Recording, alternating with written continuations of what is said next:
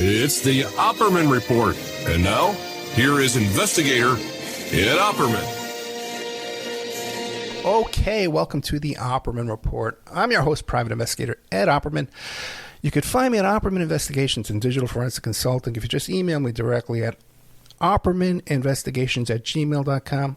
Our guest today, Matt Sergiou from Conspiro Media and Occult Beatles. You can go there and find all our previous interviews with him. And also, too, I even have a channel for him called Occult Beatles, where we would play his podcast. So we have today back with us Matt Sergiou. You can find him at Conspiro Media, WordPress.com, Occult Beatles at WordPress.com. On Facebook, it's called Conspiro Media. And you can find links to all his stuff, including his YouTube channel, which is called Conspiro TV. Mr. Matt Sergiou, are you there? I'm there. I'm here. Hello. Yeah, we had trouble connecting, man, with Skype today. What's going on with that? But well, I haven't used Skype in, I can't remember the last time I used it. Long time ago, because all the podcasts that I do tend to be via Zoom. A lot of the people that I deal with go for Zoom. You know, Skype has become like a dinosaur almost. So you're telling me you haven't used Skype since the last time you used it? That's fascinating, Matt. I love you, man. I was trying to be polite. I was trying to say that it's a dinosaur, and the last time I used it was with you. Oh no! with the dinosaur himself. Matt, remind the audience, though, who is Matt Sergiou? Remind us about Conspiro TV, Conspiro, Occult Beatles, and all the Conspiro Media, all the stuff you do. You want to know about that? Yes, remind us who you are. Remind you. Okay, I'll try and be as brief as possible because you do know, don't you? I mean, we've spoken before, and you do know I tend to go off in tangents, and what could be said in 1 minute tends with me to be said in 1 hour. So I'll try and be brief. Okay, I'm an ex-club DJ. I was a journalist for a time, for a mainstream journalist back in the day. Not for long. It was mainly on radio here in the UK, where I'm based, where I live.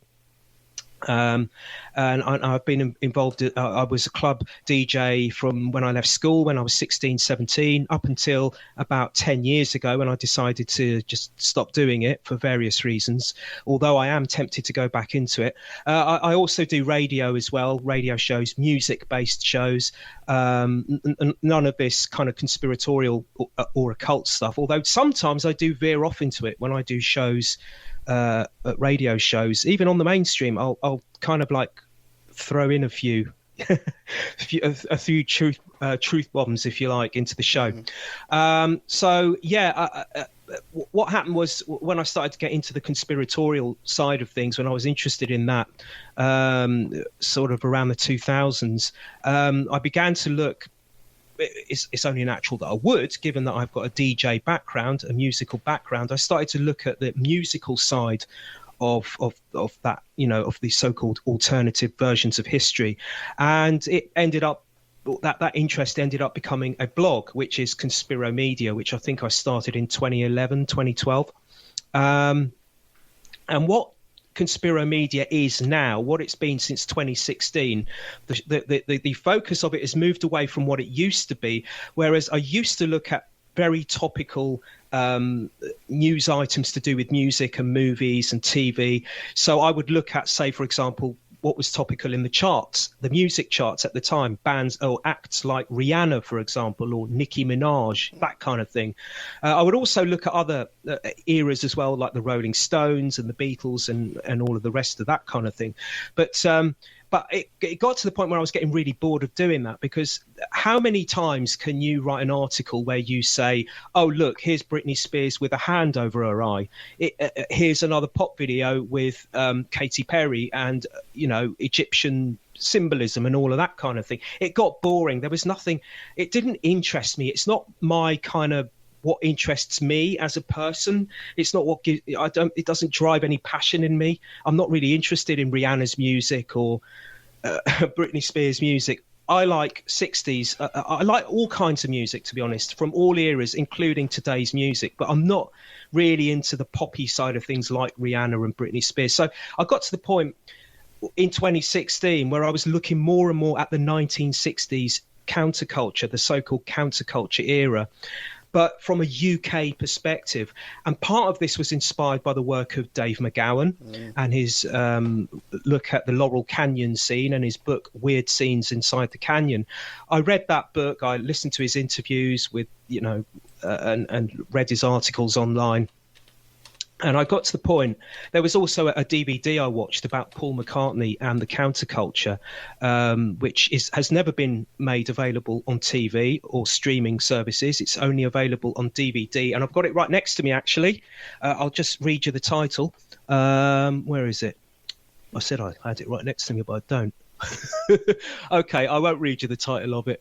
But yeah, it's basically a video, a DVD, a documentary about Paul McCartney and the UK counterculture and his influence in that counterculture era. So those two combinations got me into thinking, well, because I watched that documentary and it focused in on a few movers and shakers of the time, the people that are said to have been responsible for making the UK counterculture scene in London happen and move along. And I looked and it talked about their backgrounds briefly. And I thought to myself, wait a minute, there's very Laurel Canyon-esque weird scenes type of stuff going on here with some of these people. So that combined with Dave McGowan's work, I started to think to myself, well, if there was a 60s countercultural conspiracy, if you like, a social engineering conspiracy going on in America, in LA, in Laurel Canyon, as Dave McGowan put forward, that, for example, a lot of these so-called anti-establishment music figures that were telling their young listeners and fans to stick it to the man, actually were taking these young people's ideals and their voices of dissent with regards to civil rights and the Vietnam War and taking it down a cul-de-sac, if you like, where those voices of protest couldn't be an effect against bringing down what they're trying to protest against. If that was going on in America, and of course Dave McGowan also said that a lot of these so-called anti-establishment music stars like Jim Morrison, for example, Dave Crosby of Crosby, Stills, Nash and Young, they also had these so-called elite backgrounds. So they were actually part of the establishment. Their bloodlines have establishment connections. So that's what Dave McGowan was saying. And I was thinking to myself, well, if that was going on in America, it must have been going on in the UK, because when we watch documentaries about the so-called 60s summer of love, we never really hear about Britain. It's always, when you watch a documentary, you always get to see the stock footage of the library footage or photographs of people dancing at Woodstock, or it's always about America. It's always about San Francisco. It's always about Timothy Leary, and that's all applicable. Of course, it's applicable. But I would suggest that there wouldn't have been such a huge countercultural movement in the 60s in the so-called Western world had it have not been for Great Britain as well. So I started to look at that with regards to McGowan, what he was saying in America about America. I was thinking, well, if there was all this, if there was a conspiracy in America going on, these weird scenes in the canyon, in Laurel Canyon, then that must have been going on in London. So that's what I did. I started digging into this in 2016.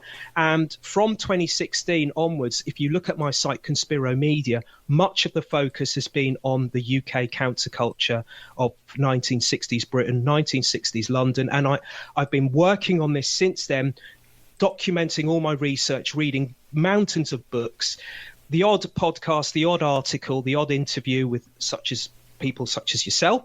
And I do hope to bring this all into a book at some stage. When that will happen, I don't know. But if you look at the British countercultural scene, I would argue that it would. It seems like it also Tavistock, and it seems like even more so it was controlled. And when I think it was you or one of your friends in your group, because I see Mark Devlin up here too on your Conspiro TV. And by the way, I'm looking at I've never watched Conspiro TV. I mean, I confess, but when you go on YouTube and I look at the topics of these shows, these are all excellent topics. Manson, all great stuff here. The Beatles stuff, all kind of great stuff. But thank you. Oh no, yeah. And by the way, you mentioned Dave McGowan. It's so funny. People, if the audience wants to check out Dave McGowan, just Google Ed Opperman, Spreaker McGowan. I interviewed him early on. And all those books he's talking about, I have autographed copies of all those books, man, Dave sent me. But the first time I interviewed Dave, he was like, well, why would anybody want to interview me? But he's a game changer. Yeah. That was a signpost moment. That's a landmark moment. His work is now it changed the map, if you like, with regards to music research, especially pop culture, if you like. If you're looking at it from an alternative, quote unquote, conspiratorial, even occult perspective or nature, he was the game changer. If he hadn't have come along, I would suggest we wouldn't have gone down the roads that we've gone in, and we wouldn't have discovered. There'd be closed doors now. There'd be locked doors. We wouldn't even know where those doors are without Dave McGowan's work. He opened our eyes to a lot. He was a signpost. Not signpost. He was a landmark. It was landmark research. Oh, yeah. And sadly, we did lose him to cancer, fast-acting cancer. So he's been passed away a good 5 years or so, at least. Yeah. Heartbreaking. One of your films here and that we wanted to talk about was the Bloomsbury Tour, London, Social Engineers, and the 60s UK. What's going on there, the Bloomsbury area of London? Well, the Bloomsbury area, wow. Well, it's in the West End of London, if I'm not mistaken. It's a district in the West End of London. It's called Bloomsbury. And fairly early on in my research, when I started looking into the British so-called counterculture, even though people who were there at the time have since emailed me when I was putting up initial podcasts and said to me, hey, man, they say to me, look, man, I was there at the time, love your work, it's great, but you've got to realise that we didn't call it counterculture. We called it underground. It was the underground movement. I don't know what they called it in America. I have to say that a lot of my research is regarding Britain. When America does come into it, it does accidentally sometimes. Whilst I'm looking at the research of, whilst I'm looking at the UK counterculture scene, sometimes, as is the nature of research, you will find out things about other aspects that you're not looking at necessarily. So sometimes the American stuff is some of that stuff that I'm not out to look for it, and it does turn up. So I do sometimes come across American information about what was going on in America at the time, but yeah, predominantly I'm looking at London. I can't speak for America. But real quick though, in the 60s and 70s in the U.S., underground. Well, first of all, we had the underground press, which later on Tom Forsyth from High Times Magazine did go in there and take over. He kind of commandeered it, like as a tough guy. But then the other thing with underground would be if you went to, you didn't want to go to the draft, you don't want to go to Vietnam, you would go underground. And back in those days, it was really easy because they didn't even have your picture on your driver's license in the United States back in the 60s and 70s. It was a card they gave you. So it was very easy to make fake ID and to get utilities and rent an apartment and get a bank account without identification. You could go underground in those days and disappear. Yeah. I think in the British context in the 60s, it meant something completely different. I think I might be wrong, but I think they called it underground because they were out of the radar in terms of culture. So music, art, concerts, events that they would hold. It was away from the spotlight of the mainstream media and the mainstream population. Of course, it didn't. It started that way, but of course, as a lot of these underground movements, they start off in a sort of small. If you look at movements, whether it's a music movement or whatever, they always start off, as an underground or as a fringe thing, and then the mainstream, when they see that they can make a few dollars out of it or a few pounds out of it, then they start to put the spotlight on it. Of course, that's what happens, and that's what happened in the UK with this so-called underground scene. It started in about 1965, and by 1967, along with America, it became it was commercialized basically. You know, the major retailers, the record companies, movie makers, producers, directors latched onto it and made it, you know, like hippies, you know, they made it into this huge commercial enterprise. Yeah, like the last episode of Mad Men, the advertising series here in the States, where they took the Coca-Cola, it's the real thing, yeah, you know, and they capitalized off it, you know. But from our perspective, you know, looking back at Dave McGowan's work, that was all planned to begin with. You know, the whole thing was created by those same marketing guys, you know, who, you know. But yeah. But this is the thing. How organic was it? That's the question that Dave was asking. Of course, how organic was it? You know, was the counterculture movement in America organic, or was it, you know, as he suggests, socially engineered from almost day one? You know, to, you know, herd a population, the younger population, down a cul-de-sac, as it were, and to get them into LSD as well, and acid and all of that, and the breakdown of the family unit with free love and sexual permissiveness and all of that. So, did the same thing happen in London? Well, that's what I'm trying to find out. So with regards to Bloomsbury, early on in my research, when I was looking into the 60s so-called underground scene, I also began to be quite intrigued as to how it came into being in the first place. What were its roots? So if you look back, you can say that the beat poets, the beat, you know, the Allen Ginsberg and Kerouac and Burroughs, those characters, you could say that they were very much an inspiration to what, in the late 50s, early 60s, to what was to be the counterculture underground, the hippies, if you like, in 66, 67. They were, those beat poets were an inspiration on that.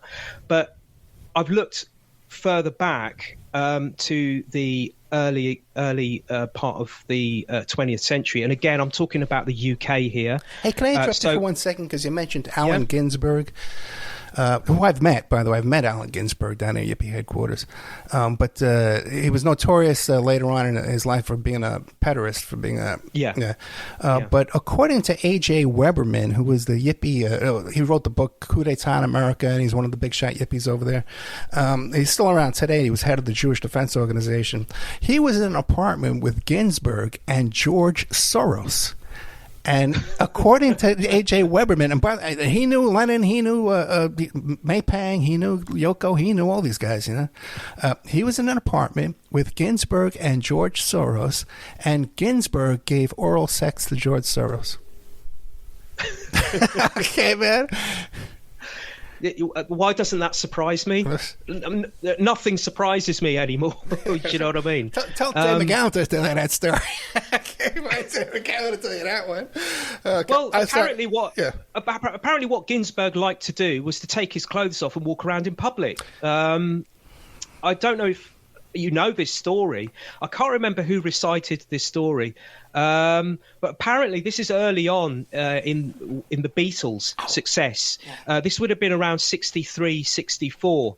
There was a party, I don't know if all the Beatles and their wives and partners went to this party, or if it was just John Lennon and his then wife Cynthia and George Harrison and Patty, his then girlfriend, soon to be his wife. I'm not sure, but two or more of the Beatles and their partners' wives went to this party.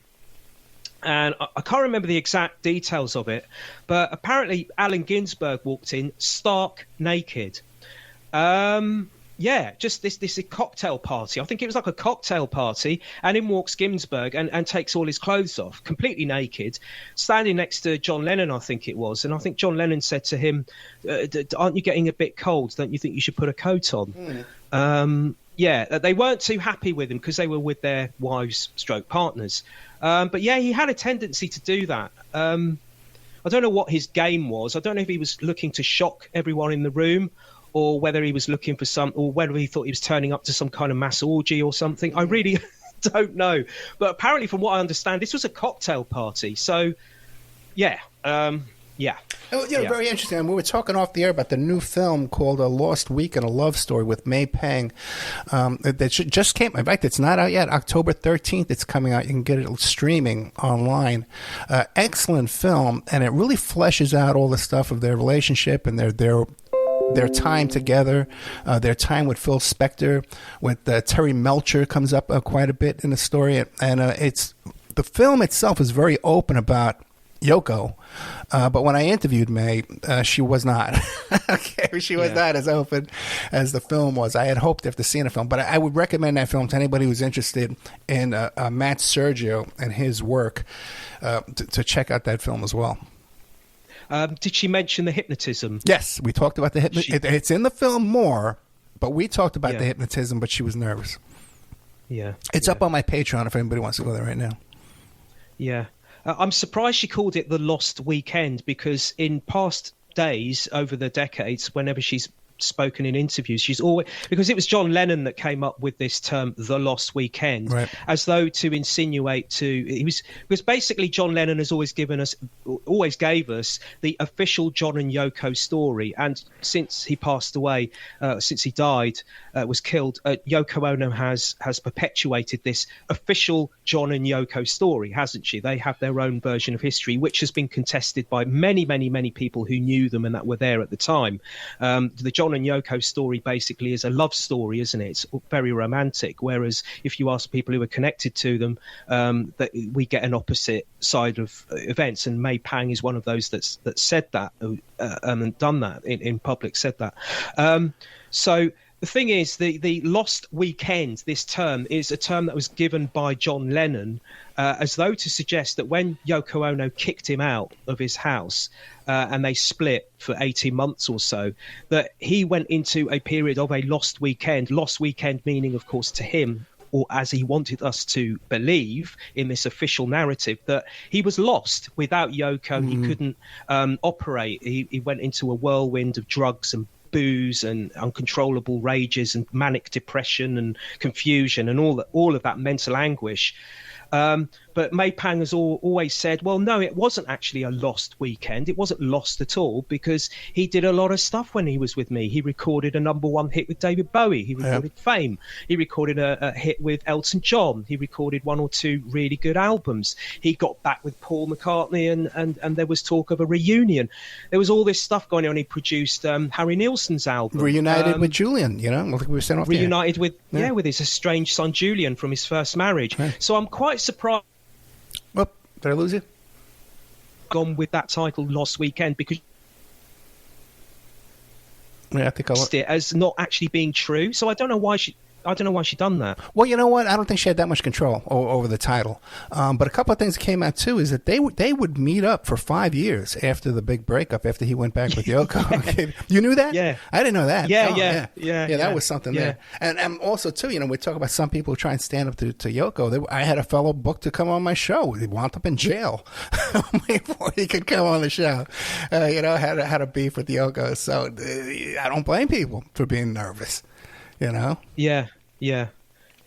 She's not very well these days. She's suffered, and she announced, I think it was on Twitter. She announced on Twitter a few years back that she'd had an illness. Nobody knows what that illness is, quote unquote. But if you see pictures of her, which aren't very rare, but these days, if you do see any pictures of her, she's in a wheelchair, and she's moved out of the Dakota where she lived for 50 years, from 1973 to this year, 2023. She's moved out. I think she's gone to live somewhere in the countryside, I think, away from there. So she's not well.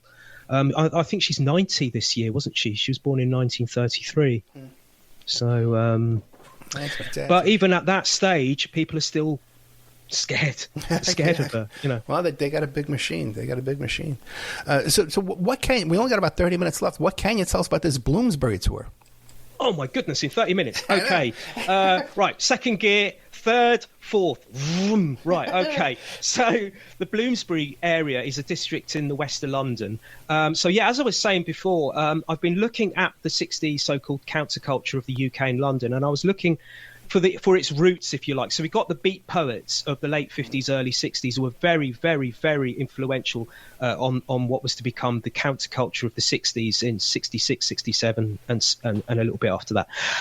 But if you look further back to the beginning of pretty much to the beginning of the 20th century, and again, I'm talking here from a British perspective, it would seem that there was a group of people who were known as the Bloomsbury Group, who may have been also influential on the 60s so-called counterculture.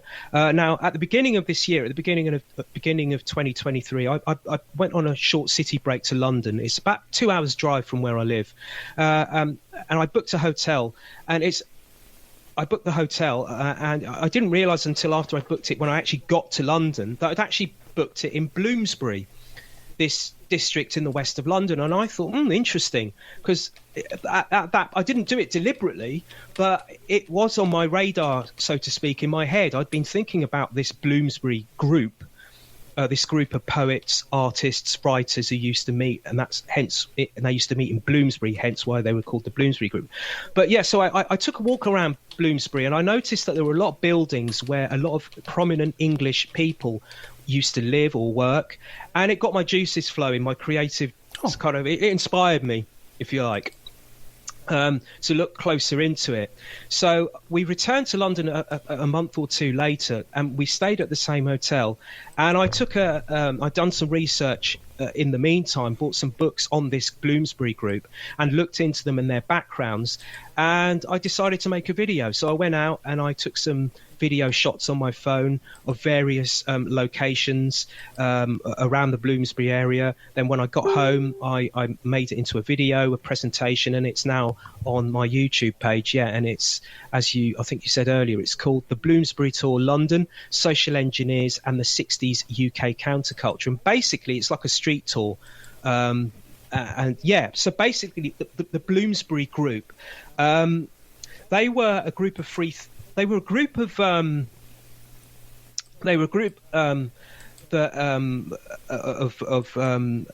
book publishers, writers, artists, poets, and they used to meet. And the reason they're called the Bloomsbury Group is because they used to meet for drinks and conversation. And this started around 1904. They would meet at number 46 Gordon Square in Bloomsbury, in this district in London called Bloomsbury.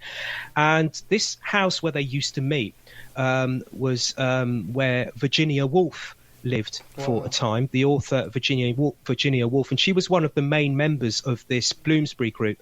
Other Bloomsbury Group members included the artist Duncan Grant. There was also fellow artist and art critic Roger Fry, the novelist E.M. Forster, and David Garnett, also the writer David Garnett, and also Lytton Strachey, who was a writer as well. And the thing about the Bloomsbury Group, what got me thinking about them with regards to the 60s so-called counterculture, is that the Bloomsbury Group, if you look at them, they were more than what I'm about. They were more than what I'm about to tell you. But basically, they were a group of free thinkers. This is the beginning of the 20th century, the early 1900s. They were sexually permissive. They were supportive of homosexuality. And this was at a time, this was 60 or so years before homosexuality was made legal in England.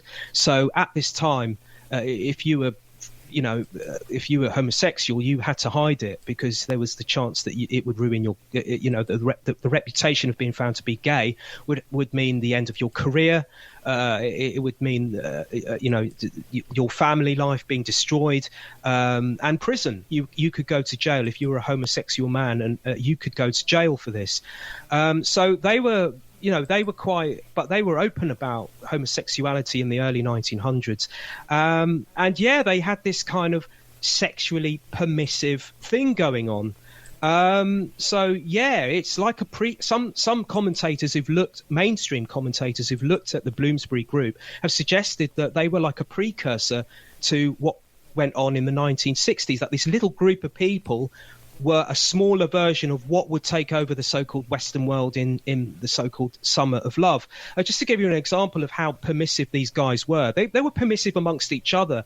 There's one author I've read who's described their relationship together as a merry-go-round, a sexual merry-go-round. So, for example, you've got Vanessa Woolf, Virginia Woolf's sister. Now, she lived at number 46 Gordon Square, this house where the group initially met. She lived with her sister there, Virginia. Vanessa was married to fellow Bloomsbury Group member Clive Bell, another member of the Bloomsbury Group there. They married in 1907, and then following this, Virginia and her husband Leonard Woolf moved out, and Vanessa and Clive remained living there. They stayed there till about 1916, and they had 2 sons together before their marriage fell apart. And then Vanessa began a brief affair with fellow Bloomsbury Group member Roger Fry. Then she went into a relationship with fellow Bloomsbury Group member Duncan Grant, with whom she had a child with. And during all this time, she and Clive, her husband, stayed married, yet apart, under a so-called mutual understanding. And so I'm led to understand Clive went on to have many mistresses in this time, during this time as well. So this is what was going on, and 46 Gordon Square wasn't the only house in Bloomsbury that Gordon Square is basically, if you go there, there's a park, a public park, and surrounding this public as a garden square, and surrounding it are these beautiful Edwardian houses, these terraced houses, which I dare suggest are worth millions now if you were to try and buy one. Beautiful houses. Now, this is Gordon Square, and it's not only number 46 Gordon Square where this was going on. There was other houses on that square where members of this Bloomsbury group were living and socialising and getting involved in this sexual merry-go-round. So they were very intertwined. You had number 51 Gordon Square. Lytton Strachey lived there between 1909 and 1924. You had number 50 Gordon Square. There was also number 37 Gordon Square, as well as number 46 Gordon Square. So this is what was going on at the time. Matt, what about nearby restaurants, shops, bars? What was going on there? I've got no idea. Oh, really? No idea whatsoever. I think what they used to do is they used to meet in each other's homes and just talk. So is this like farm area, farm, rural? What is it like? No, city. Oh, no. It's right in the middle of the city. You've got the British Museum there. Okay.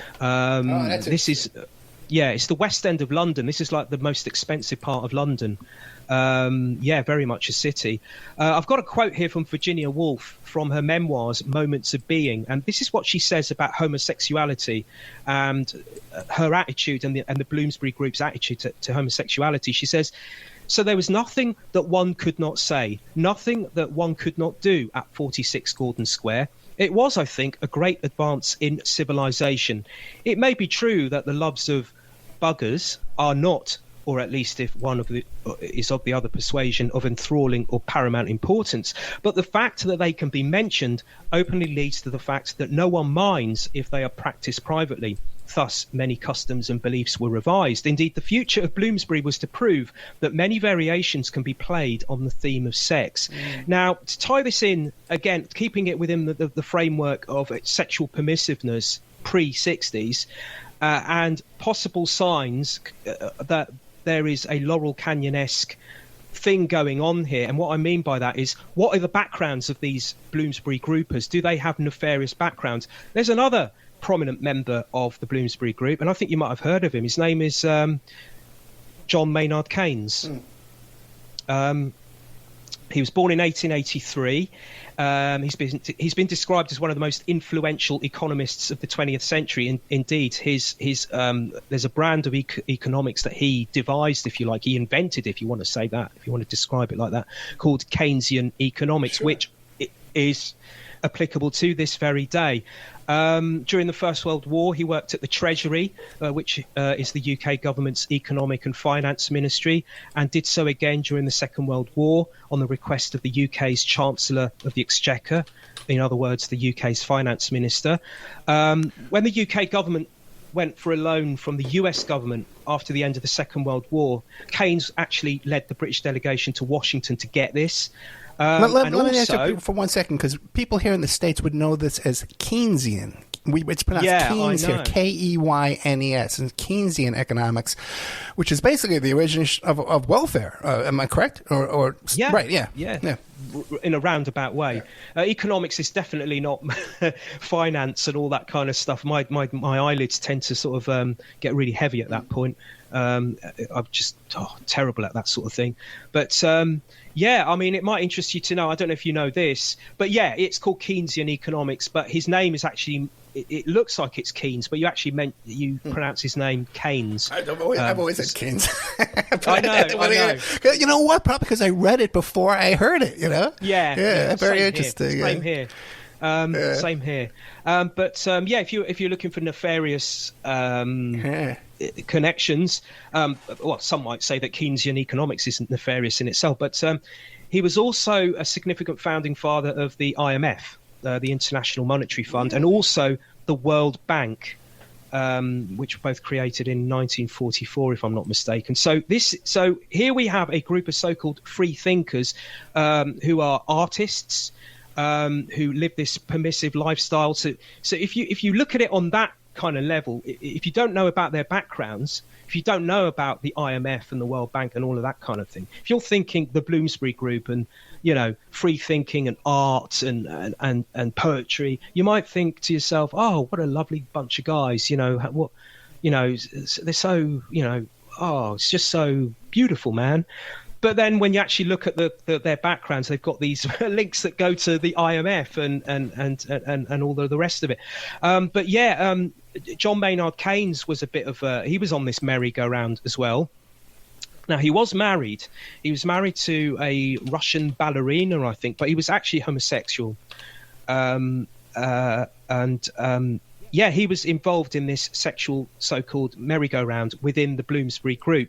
It's been written, for example, that Keynes had been sexually involved with Lytton Strachey, who I mentioned earlier.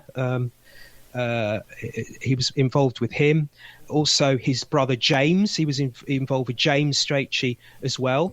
But it's said that the great male love of Keynes's life was Duncan Grant, another Bloomsbury Group member who I mentioned earlier, of course. And Duncan Grant was actually involved with Lytton Strachey as well. And Lytton Strachey was Duncan Grant's cousin. So this is the kind of world of this is what was going on within the Bloomsbury Group. Now, someone who was friendly with the Bloomsbury Group, he wasn't a Bloomsbury grouper, but he was a friend of the Bloomsbury Group, was Bertrand Russell.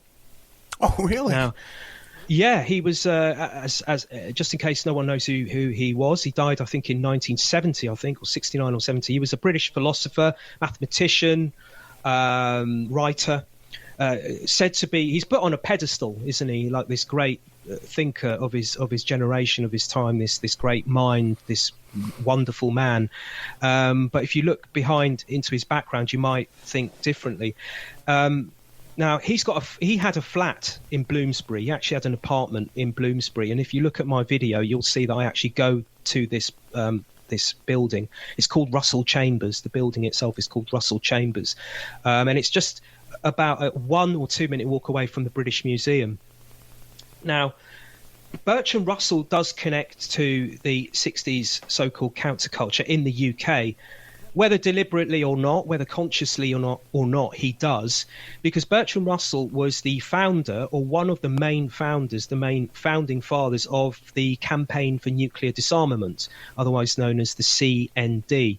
I don't think this is huge in America. I think this is more of a British thing.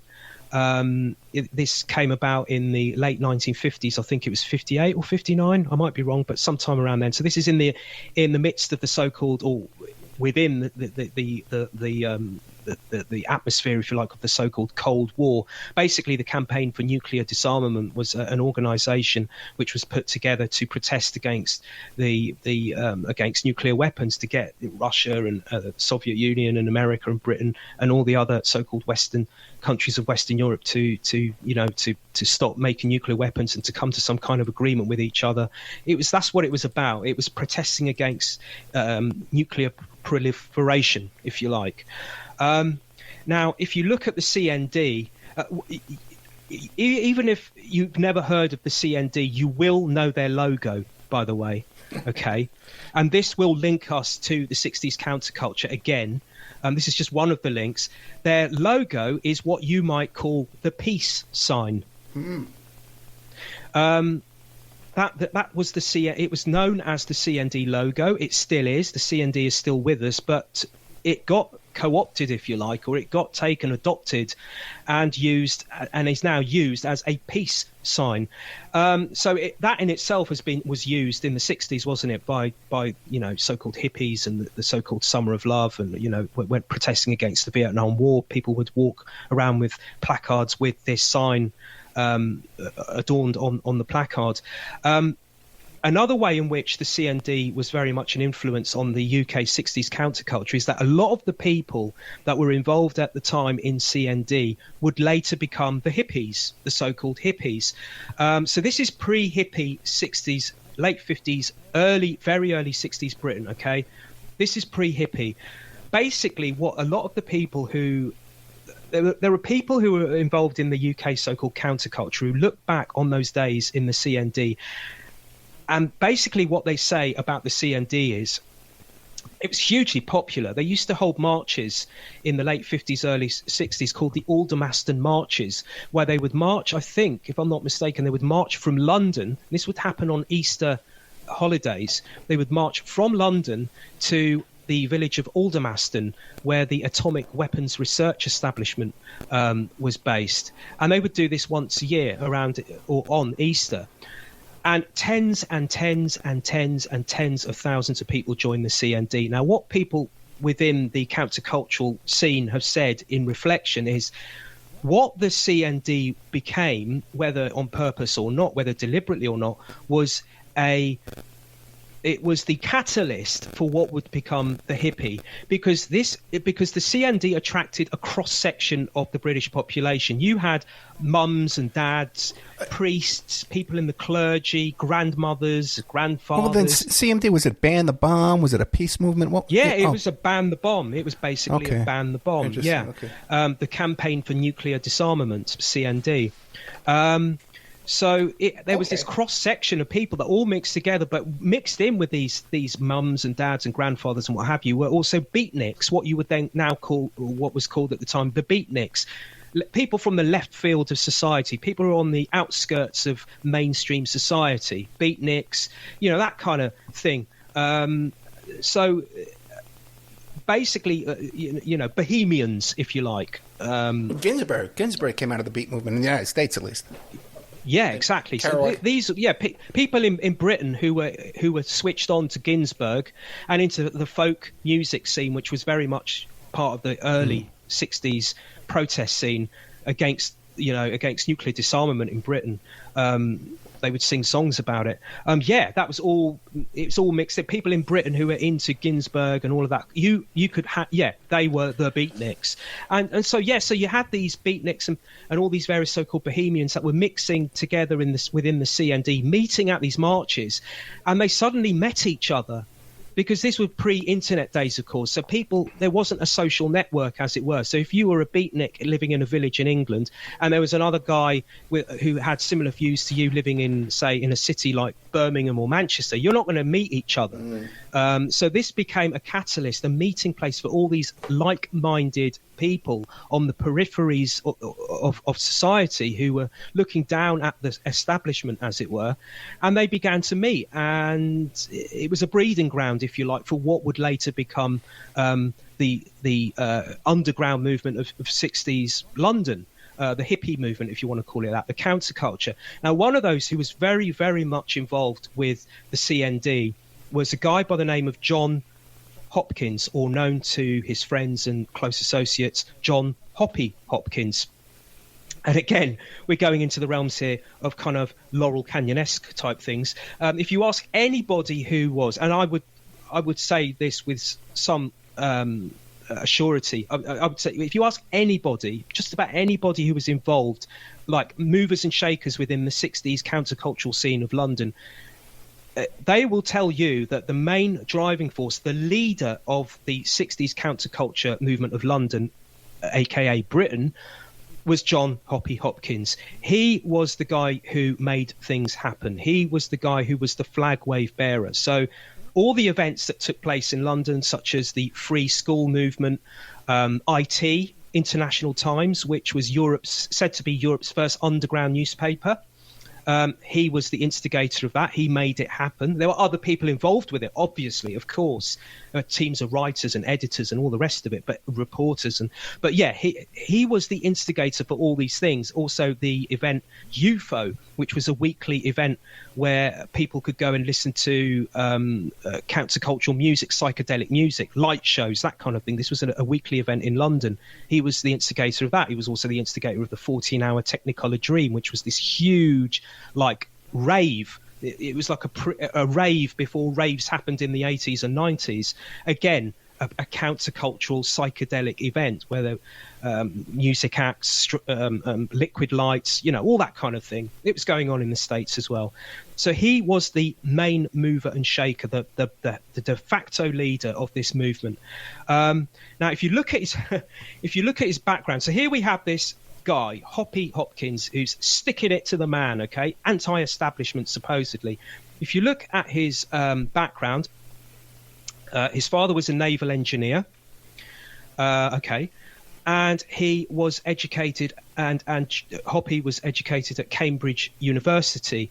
Very quickly, Cambridge University is one of two so-called elite universities in Britain. It's where kings and queens and go to study.